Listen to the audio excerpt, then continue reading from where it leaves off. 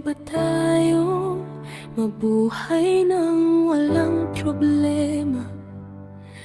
Minsan napapagod, minsan ay nalulumbay, ngunit may pangakong matibay galing sa langit, na darating ang araw, lahat ay gagaan din. At papahirin niya ang bawat luha sa mga mata, mawawala ng kamatayan, hirot at tusa, pati pagdadalamhati at iyak ay lilisan ng dating mga bagay ay lumipas na. Sabi ng salita sa Apokalipsis.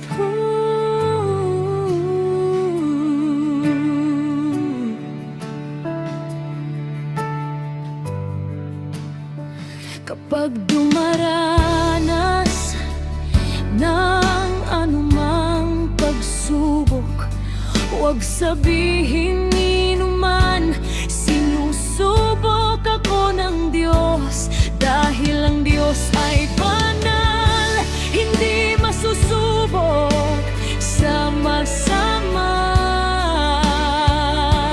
Hindi niya sinusubok ang sinuman gumawa ng mali. Sulat sa Santiago Euclid, maing sila at nakinig si Jehovah, iniligtas niya sila sa lahat ng paghihirap. Si Jehovah ay malapit sa pusong nasasaktan, inililigtas ang mga nasisiraan ng loob. Maraming paghihirapan ang dumating sa matuwid, pero inililigtas niya sa lahat ng ito. Sabi sa awit, trek iwar si tinday tinat inita.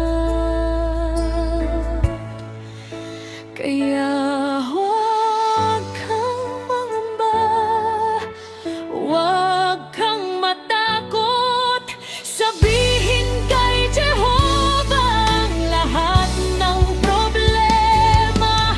Balang araw ay darating, ang pangako niya mabuhay.